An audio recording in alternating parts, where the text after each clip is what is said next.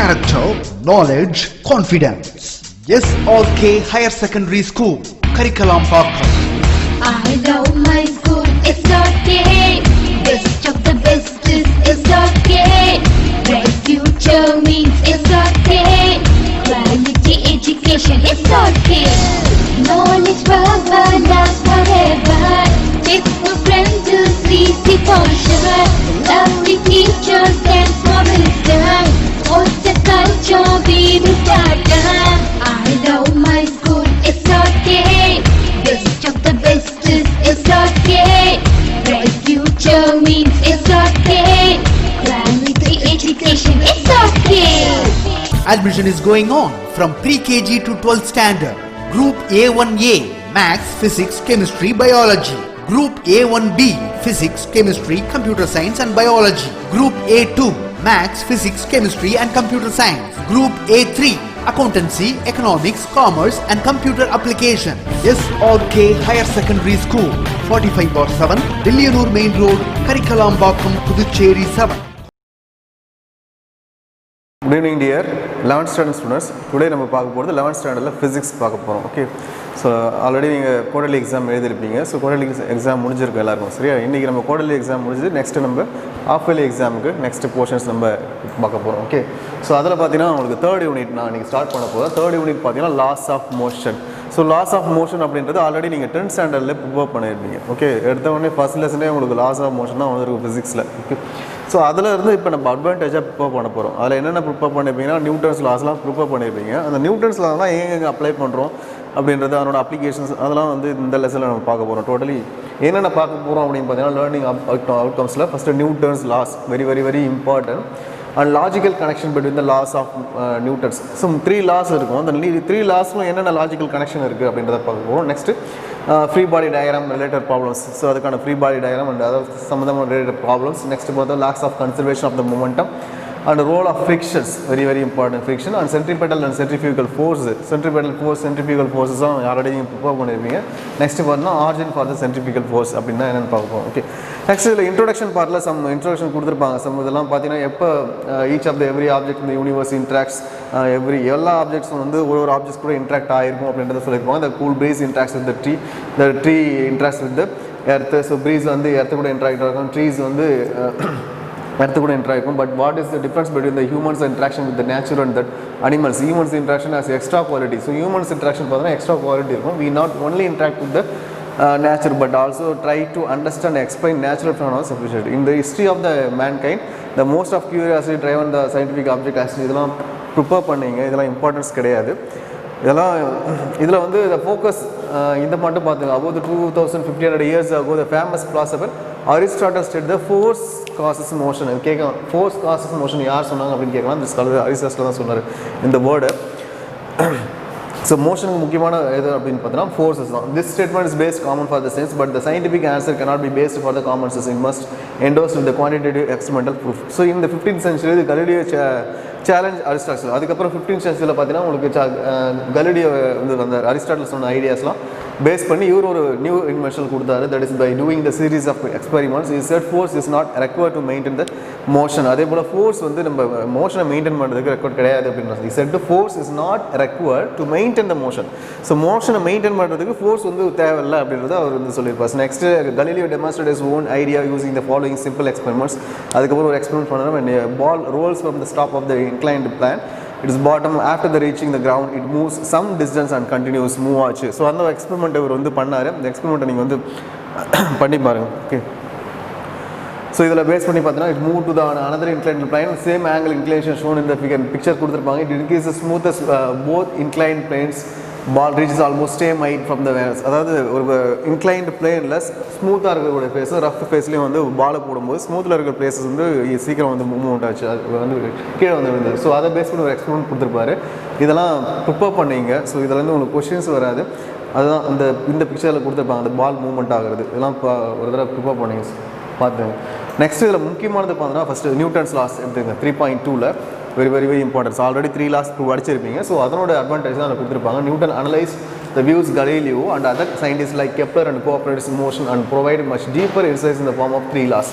இவர் என்ன பண்ணார் நியூட்டன்ஸ் அப்படின்னா, கெப்லர் ஆல்ரெடி ஒரு லாஸ் கொடுத்துருப்பாரு, கோப்பர்னிக்கஸ் ஒரு லாஸ் கொடுத்துருப்பாங்க, கலீலியோ சில லாஸ்லாம் கொடுத்துருப்பாங்க. ஸோ இதெல்லாம் பேஸ் பண்ணி நியூட்டன்ஸ் ஒரு 3 லாஸ் வந்து ஃபார்ம் பண்ணார். அதில் என்ன லாஸ்னா, ஃபர்ஸ்ட் லாஸ் பார்த்தீங்கன்னா, every object continues to be in the rest or the uniform motion unless the external force acting on it. So external force நம்ம கொடுக்காத வரைக்கும் எல்லா ஆப்ஜெக்ட்டுமே கண்டினியூஸாக ரெஸ்ட்டில் இருக்கும் ஆர் மோஷனில் இருக்கும் அப்படின்னு சொல்லியிருப்பாங்க. This is first law, very very very important. நியூட்டன்ஸோட ஃபர்ஸ்ட் லா கேட்டாங்கன்னா இது எழுதுருங்க. Okay, so the inability of the object to moving changes state motion is called as inertia. So inability, அதாவது மூவ்மெண்ட் ஆகாமல் இருந்ததுன்னா, ஒரே ஸ்டேட்டில் இருந்ததுன்னா, தட் இஸ் கால்ட் inertia அப்படின்னு சொல்லுவாங்க. inertia means resistance to change of the state வந்து change ஆகாமல் இருக்கிறதுக்கு நம்ம கொடுக்கக்கூடிய resistance, that is called as inertia. Depending on the circumstance there can be 3 types of inertia. That is inertia ஓட types கேட்கறது chance இருக்குது. This first one is inertia of the motion when the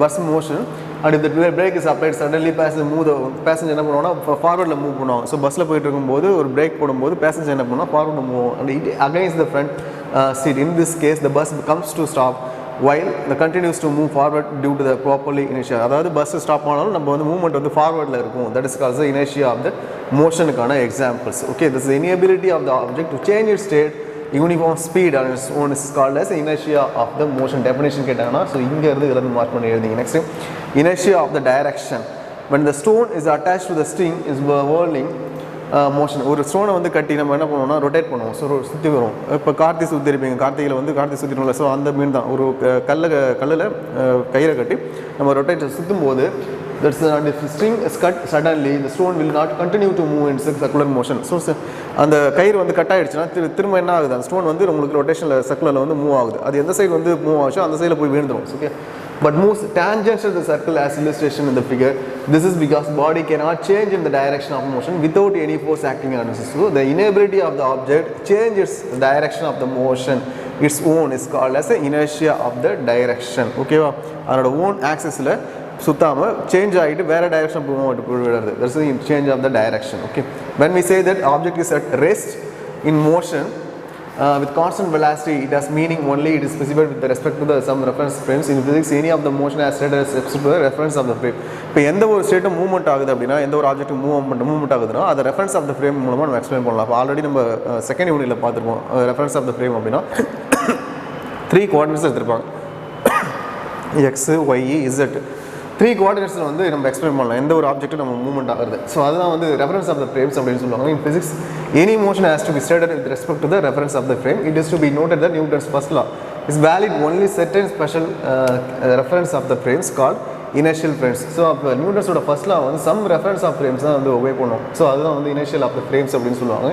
in fact Newton's first law defines inertial frames அப்படின்னு சொல்லுவாங்க. Newton's first லா எதை define பண்ணுது அப்படின்னா inertial frames உங்களுக்கு define பண்ணுது அப்படின்னு சொல்கிறோம். ஸோ இந்த பிக்சரை பேஸ் பண்ணியெல்லாம் கொடுத்துருப்பாங்க, இது ரீகால் பண்ணி பார்த்துங்க. நெக்ஸ்ட், inertial frames அப்படின்னா என்னென்னு பார்க்க போகிறோம். If an object is free from all forces, if an object is free from all forces, then it moves with the constant velocity or remains at rest when seen from inertial frames. So ரெஸ்ட்டுக்கு வர வரைக்கும் அதுக்கு movement ஆகிருக்கும் ஒரு object நம்ம கொடுக்கக்கூடிய ஃபோர்ஸ்னால. So அதெல்லாம் எந்த அளவுக்கு மூவ்மெண்ட் ஆகுது எவ்வளோ, அதுதான் வந்து inertial frames அப்படின்னு சொல்லுவாங்க. Thus there exists some special set the frames in which an object experiences no force, it moves with constant velocity or remains at rest. But how do we know that whether object is experience force is not all these objects? So இதெல்லாம் ஒரு தடவை recall பண்ணி பாருங்க, இதில் உங்களுக்கு questions வராது.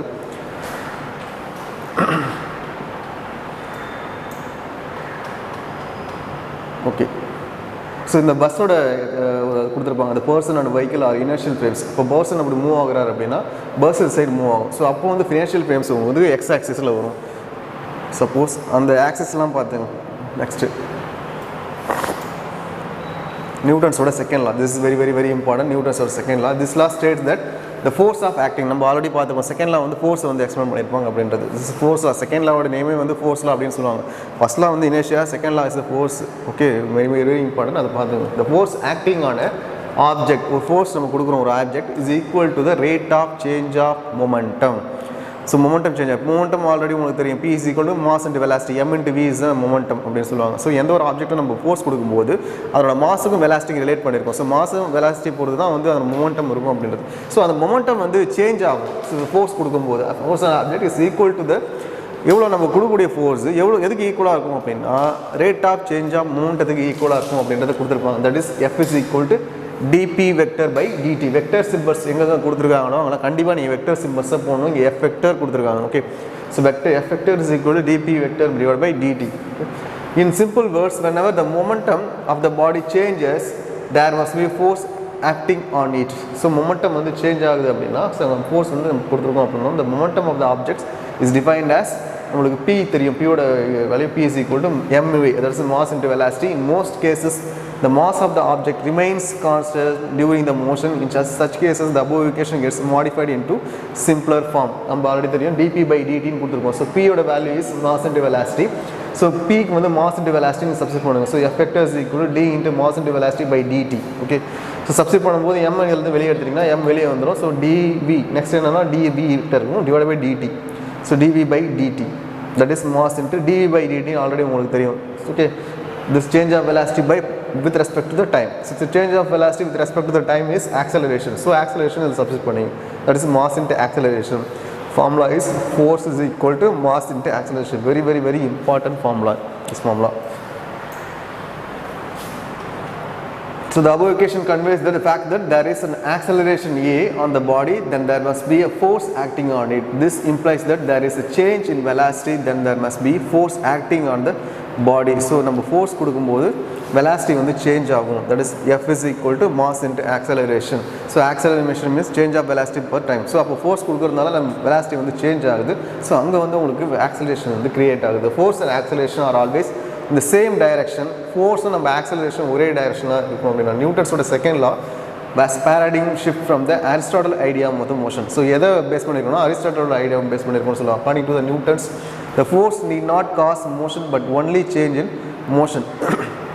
So force need not cause motion but only change in the motion. So it is to be noted that Newton's second law is valid only inertial frames. இதுதான் first நம்ம பார்த்தோம், only inertial frames valid அப்படிங்கிறது. In non inertial frames Newton's second law cannot be used in this form. இதை mark பண்ணிங்க. Objective கொஸ்டின்ஸில் உள்ளேருந்து கேட்கறதுக்கு chance இருக்குது, புக்கிலேருந்து கேட்கறதுக்கு சான்ஸ் இருக்குது. ஸோ நியூட்டன்ஸோட second law is valid only வந்து initial frames. So non initial ஃப்ரேம்ஸில் வந்து நியூட்டன்ஸோட ஃபார்முலா வந்து நம்ம யூஸ் பண்ண முடியாது, செகண்ட் லாவை நம்ம யூஸ் பண்ண முடியாது. It requires some modification. So அது வந்து சம் மாடிஃபிகேஷன் நம்மளுக்கு தேவைப்படும். In SI system of units the unit of force is measured Newton. So force oda unit is Newton. It is denoted by symbol is capital N. So அதோட நியூட்டனோட definition கேட்பாங்க. This is very very very important. What is a நியூட்டனோட definition கேட்டாங்கன்னா, so 1 Newton is defined as the force which acts on 1 kilogram of the mass. So 1 kilogram of the massக்கு நம்ம கொடுக்கக்கூடிய force to give an acceleration. So அப்போ வந்து நம்ம force கொடுக்கும்போது அங்கே acceleration create ஆகும். அந்த acceleration எவ்வளோ இருக்கணும்னா 1 meter second inverse 2 இந்த இருக்கணும். ஸோ இந்த டைரக்ஷன் ஆஃப் த ஃபோர்ஸ், எந்த சைடு நம்ம கொடுக்குறோமோ ஃபோர்ஸ் அந்த டைரக்ஷனில் இருக்கணும் அந்த acceleration. That is called as 1 Newton. So next Aristotle Newton approach அந்த ஸ்லைடிங் ஆப்ஜெக்ட் நியூட்டன்ஸ். இதை ஒரு தடவை நீங்கள் ப்ரிப்பேர் பண்ணீங்க. ஓகே, ஒரு தடவை ப்ரிப்பேர் பண்ணீங்க. இதில் என்ன மேட்டர் கொடுத்துருக்காங்களோ அதை வந்து நம்ம கிளாஸில் வரும்போது டிஸ்கஸ் பண்ணிக்கலாம். Okay,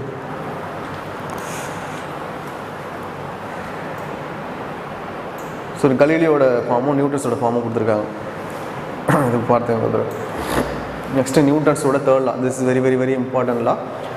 consider a figure that is already so பார்த்துருப்போம். Every action there is opposite reaction அப்படின்றத நம்ம ஆல்ரெடி கிளாஸில் பார்த்துப்போம். Consider whenever an object 1 exerts a force on object 2. So object 1 force கொடுக்கும், exerts a force on object 2.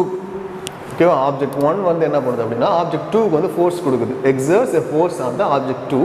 Then object 2 must also exert the force equal to the and opposite force object 1. ஓகேவா, ஒரு object இருக்கும், ஒரு 2 object எடுத்துருக்கோம். So ஒரு object இன்னொரு object force கொடுக்கும்போது அந்த ஃபோர்ஸ் ஆப்போசிட் ஃபோர்ஸை இன்னொரு ஆப்ஜெக்ட் என்ன பண்ணணும்னா இந்த ஃபர்ஸ்ட் ஆப்ஜெக்ட்டுக்கு நம்மளுக்கு ஃபோர்ஸ் கொடுக்கும். ஸோ அதுதான் கொடுத்துருக்காங்க. So object 1 exerts the force on the object 2, then the object 2 must also exert the equal and opposite force in object 1 க்கு அந்த equal and opposite force கொடுக்கும். These force must be lie along the line joining the two objects. So that is F12 is equal to minus 1. ஏன்னா ஏன் minus போட்டிருக்காங்கன்னா equal and opposite force, அதனால இங்கே negative கொடுத்துருக்காங்க. Okay, that is F12 is equal to minus F2. நியூட்டன்ஸோட third law is assumed that force occur as equal and opposite pairs. In isolated force, single force cannot be exist in nature. Newton's third law states that for every action there is an equal and opposite reaction. This is definition for the நியூட்டன்ஸோட third law கேட்டாங்கன்னா இந்த definition எழுதுங்க. Okay, formula கண்டிப்பாக அதை எழுதிட்டு இந்த formula எழுதணும். F12 is equal to -F1. எங்கேயுமே ஒரு டெஃபினிஷன் கொடுக்குறாங்கன்னா அதுக்கான ஃபார்முலாஸ் கொடுத்துருப்பாங்க. ஃபிசிக்ஸை பொறுத்த வரைக்கும் கண்டிப்பாக அந்த ஃபார்முலாஸ் எழுதினா தான் உங்களுக்கு ஃபுல் மார்க் கொடுப்பாங்க. இந்த டெஃபினிஷன் எழுதிட்டு இந்த ஃபார்முலா எழுதணும். So year action and reaction pairs force do not act on same body but not two different bodies. So இந்த reaction and reaction அப்படின்றது மேக்ஸிமம் சேம் எந்தெந்த ரெண்டு பாடிக்குள்ள ஃபோர்ஸஸ் இருக்கும் அந்த சேம் பாடியில் தான் இருக்கும், அதர் பாடிஸில் இருக்காது. So any one of the forces can be called as an action of the force and other reaction of the forces. இது எந்த ஒரு ஆப்ஜெக்ட் எடுத்தாலும் அதில் ஆக்ஷன் ஆஃப் ஃபோர்ஸஸ் இருக்கும், அதுக்கேற்ற மாதிரி ரியாக்ஷன் ஆஃப் த ஃபோர்ஸஸ் இருக்கும். நியூட்டன்ஸோட third law valid only both inertial and non inertial force. Okay, நியூட்டன்ஸோட ஃபர்ஸ்ட் லா ஆல்ரெடி நம்ம பார்ப்போம். எதுலன்னா ஒன்லி இனர்ஷியல் ஃப்ரேம்ஸ் மட்டும் தான் வேலிட் அப்படின்னு பார்க்கணும். இது பார்த்தீங்கன்னா inertial frames and non inertial frames ரெண்டுத்துக்குமே வேலிட். அண்டர்லைன் பண்ணிங்க, இது அப்ஜெக்டிவ் கொஸ்டின்ஸில் கேட்கறதுக்கு சான்சஸ் இருக்குது. These action and reaction forces are not cause and effect of force. It means that when the object 1 exerts force on the object 2, so the object 2 exerts on the equal and opposite forces body 1, this same instantல உங்களுக்கு forces கிடைக்கும். So இது activity கொடுத்துருக்காங்க, இந்த activity ஒரு தடவை பண்ணி பாருங்கள்.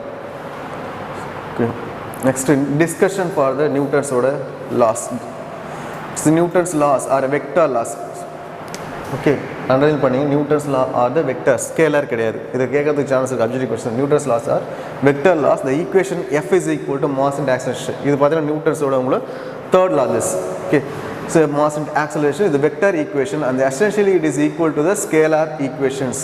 So this is also F is equal to mass and acceleration vector equation and essentially it is equal to the three scalar equations. In Cartesian coordinates this equation can be written as, in the equation Cartesian coordinates எழுதும்போது நம்ம already நம்ம components எழுதணும் தெரியுமா, second யூனிட்டில் நம்ம components எழுதிருப்போம். So அதே பேஸில் தான் இந்த ஈக்குவேஷன் நம்ம எழுதணும். காம்போனன்ட்ஸ் அப்படின்னா இப்போ எஃப்னு எடுத்தீங்கன்னா எஃப் வந்து 3 கோஆர்டினேட்ஸ் எடுத்துகிட்டு அதோட காம்போனன்ட் எழுதும்போது எஃப்எக்ஸ், எஃப்ஒய், எஃப்இசட். ஸோ அது கூட அதனோட யூனிட் வெக்டர்ஸ் வந்து ஆட் ஆகும். That is i cap, j cap, எஃப்ஒயோட unit vector j cap and எஸ்எடோட unit vector k cap. That is equal to mass into acceleration அப்படின்ற போது, so mass into acceleration also x coordinates that have the unit vector i cap plus mass into acceleration y, they have the unit vector j cap plus m a z and k cap, இதனோட unit vectors. By comparing both sides the three scalar equations, இப்போ both sides நம்ம three scalars compare பண்ணும்போது fx is equal to, that is this fx is equal to this one max and fy is equal to may and fz is equal to maz. Okay, இதெல்லாம் வந்து equal பண்ணி கேட்கறதுக்கு chance இருக்குது, objective கொஸ்டின்ஸில் கேட்கறது இருக்குது. So இந்த பாயிண்ட்ஸ்லாம் prepare பண்ணிங்க. ஸோ அந்த ஃபார்முலா டைமை பொறுத்து கொடுத்துருக்காங்க. ஸோ இது டைமை பொறுத்து கேட்டாங்கன்னா F into T is equal to acceleration, acceleration time. இதை ப்ரிப்பேர் பண்ணிங்க. ஓகே, நெக்ஸ்ட் கேஸ் ஒன்று, இப்போ force and motion of the same direction இருந்ததுன்னா என்ன அப்ளிகபிள்னா, when the apple falls towards the earth, direction of the motion, so direction of the apple, that force are the same downward. So உங்களுக்கு apple வந்து மேலேருந்து கீழே வரும்போது உங்களுக்கு forces வந்து சேமாக எந்த சைடு விழுதோ அதே சைடு தான் உங்களுக்கு ஃபோர்ஸஸ் இருக்கும். So this call force and motion are the same டைரக்ஷனுக்கான எக்ஸாம்பிள் இது. ஓகே, ஸோ அப்புறம் force and motion different same direction இல்லாமல் திஸ் இப்போ force and motion not in the same direction. So இது பார்த்தீங்கன்னா அதுக்கான எக்ஸாம்பிள் இது. எர்த்தை வந்து பார்த்தீங்கன்னா உங்களுக்கு மூணு சுற்றி வரும். ஸோ மூணு சுற்றி வர்றது உங்களுக்கு ஃபோர்ஸ் வந்து சேம் டைரக்ஷனில் இருக்காது. இப்போ மூணு experience the force towards the earth. ஏன்னா இப்போ மூணு சுற்றி வரும்போது எதுக்கு டுவர்ட்ஸாக இருக்கும் அப்படின்னா எர்த்துக்கு டுவர்ட்ஸாக இருக்கும். பட் இட் ஆக்சுவலி மூவ்ஸ் இந்த எலிப்டிக்கல் ஆர்பிட். ஆனால் வந்து எலிப்டிக்கல் ஆர்பிட் தான் இது மூவ் ஆகும். Elliptical means this position, this is elliptical orbit. In this case the direction of the force is different from the direction of the motion. கண்டிப்பாக எல்லா இடத்துலையுமே என்னென்னா டைரக்ஷன் ஆஃப் த ஃபோர்ஸ் உங்களுக்கு டிஃப்ரெண்ட்டாக தான் இருக்கும். ஸோ ஒரே லைனில் இருக்காது, உங்களுக்கு ஃபோர்ஸ் வந்து சேஞ்சஸ் ஆகும். ஸோ இது அதுக்கான example. Next case 3, force and motion of the opposite direction கொடுத்துருக்காங்க. ஒரு பாலை நம்ம தூக்கி போகிறோம் மேலே. ஸோ ஃபோர்ஸ் பார்த்தீங்கன்னா உங்களுக்கு மேலே கொடுக்கும், அது மூவ்மெண்ட் பார்த்தீங்கன்னா ஆனால் கீழே நோக்கி தான் இருக்கும். ஸோ அது வந்து பார்த்தீங்கன்னா the object thrown vertically upward, the direction of the motion is upward but gravitational force is downward. இப்போ தூக்கி ஒரு பாலை போடுறோம் அப்படின்னா அந்த பாலோட ஃபோர்ஸ் வந்து அப்வர்டில் தான் இருக்கும், ஆனால் கிராவிட்டி ஃபோர்ஸ் வந்து உங்களுக்கு டவுன்வர்டில் இருக்கும். ஸோ இது தான் இந்த கேஸ் 3க்கான எக்ஸாம்பிள்ஸ். ஒரு தடவை ரீகால் பண்ணி பார்த்துங்க. So next is zero net force but there is motion. When the raindrop gets detached from the cloud, it experiences both downward gravitational force and upward air drag force. இப்போ ஒரு rain drop கீழே வருது அப்படின்னா மேலே இருந்து கீழே வரும்போது அதுக்கு கிராவிடேஷன் ஃபோர்ஸ் இருக்கும். ஏர்னால காற்று வைக்கிறோம், அந்த அட்மாஸ்பியரில் பார்த்தீங்கன்னா உங்களுக்கு ஏர் இருக்கும். ஸோ ஏர்னால ஒரு அப்வர்ட் ஃபோர்ஸ் இருக்கும், கிராவிட்டினால ஒரு டவுன்வர்ட் ஃபோர்ஸ் இருக்கும், ஏர்னால ஒரு அப்வர்ட் ஃபோர்ஸ் இருக்கும். ஸோ 2 ஃபோர்ஸ் இருக்கும்.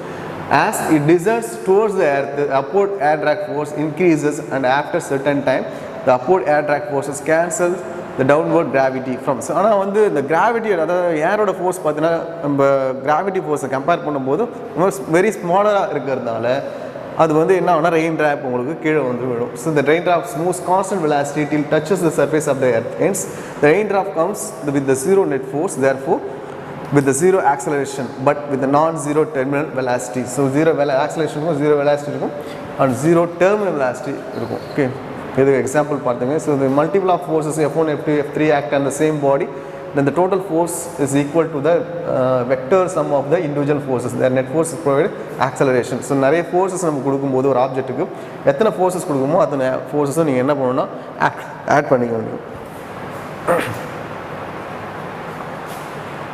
இதுதான் அந்த வெக்டர் அடிஷன். இதெல்லாம் வந்து நம்ம ஆல்ரெடி செகண்ட் யூனிட்டில் பார்த்துருக்கோம். இதோட ரீகால் பண்ணி பார்த்துங்க. So F net force mass and acceleration இது பேஸ் பண்ணி 5th unit. The 5th point is Newton's second law can also return the form since the acceleration of the second derivative position, that is vector of the நம்ம vector ஃபார்மேட்டில் எழுதும்போது the acceleration வந்து d square r by dt square அப்படின்னு எழுதலாம். அப்போ நம்மளுக்கு பார்த்தீங்கன்னா second form equation பார்த்தீங்கன்னா mass into acceleration, force is equal to mass into acceleration. So acceleration நம்ம d square by r by dt square எடுக்கும்போது d square r by dt square இங்கே substitute பண்ணுறோம்.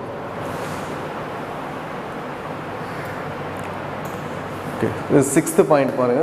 In the force acts on the body in the Newton's second law, that is m is equal to dv by dt is equal to 0 ஆகுது. So it is implies that v is equal to constant. It is essentially Newton's first law. It is implies that second law is consistent with the first law. However, it should not be thought of the reduction of the second law to first when no force act on the object. So first of all force நம்ம கொடுக்காத போது second law என்ன ஆகுதுன்னா first law change ஆகும் அப்படின்றாங்க. Newton's first and second laws are independent laws. So எதுவுமே வந்து dependent கிடையாது, independence are. They can internally be consistent. இதை அண்டர்லைன் பண்ணிங்க. So Newton's first law and second law is independence law. Objective கொஸ்டினில் கேட்கறதுக்கு chance இருக்குது. They can initially be consistent with each other but cannot be derived from the each other. Next 7th point, Newton's second law is cause and effect relation. Force is the cause and acceleration is the effect. Conventionally this effect பார்த்தீங்கன்னா என்ன ஆகும்னா force, that is dp by dt is equal to force, அதாவது change of momentum and with respect to the time, that is equal to force அப்படின்னு சொல்லுவாங்க. This is 7th point. Next இதை base பண்ணி some problem கொடுத்துருப்பாங்க. அந்த problem பாருங்கள். Okay, example 3.1. So இது உங்களோட ஹோம் ஒர்க்காக எடுத்துங்க. So example 3.1, this is our home work. இதோட டவுட்ஸ்னு வரும்போது கிளாஸ் வரும்போது நான் உங்களுக்கு எக்ஸ்பிளைன் பண்ணுறேன். ஸோ இந்த ஹோம் ஒர்க் போட்டு பாருங்கள். இன்றைக்கி நடத்தத்தில் பார்த்தீங்கன்னா உங்களுக்கு 3 laws உங்களுக்கு நடத்திருக்கேன். நியூட்டன்ஸோட first law, Newton second law, Newton third law. மூணுமே வெரி வெரி இம்பார்ட்டன்ட். உங்களுக்கு பிக் கொஸ்டின் எப்படி கேட்டிருக்காங்க அப்படின்னா இந்த யூனிட்டில் 3 laws-ம் சேர்த்து தான் கேட்டிருக்காங்க. 3 laws அதனோட எக்ஸ்ப்ளனேஷன் 3 laws-ம் சேர்த்து பிக் கொஸ்டின் புக் பேக்கில் எடுத்து பார்த்தீங்கன்னா தெரியும். ஸோ ஒரு பிக் கொஸ்டின் கேட்டிருக்காங்க நியூட்டன்ஸ் லா பேஸ் பண்ணி. அதாவது 3 laws-ம் நீங்கள் எழுதணும். அதோட பேஸ், அதோட என்னென்ன எக்ஸ்ப்ளனேஷன் 3 laws-ம் பேஸ் பண்ணி வருதோ அதையும் சேர்த்து எழுதணும். அது என்னென்ன வருது, என்னென்ன மார்க் எழுதணும் அப்படின்றத நான் கிளாஸ் வரும்போது உங்களுக்கு மார்க் பண்ணி கொடுக்குறேன். இன்றைக்கி நீங்கள் படிக்க வேண்டியது நியூட்டன்ஸோட 3 laws அண்ட் இந்த எக்ஸாம்பிள்ஸ் நம்ம போட்டு பாருங்கள். Okay, this is your homework. Thank you. Next class பார்க்கலாம்.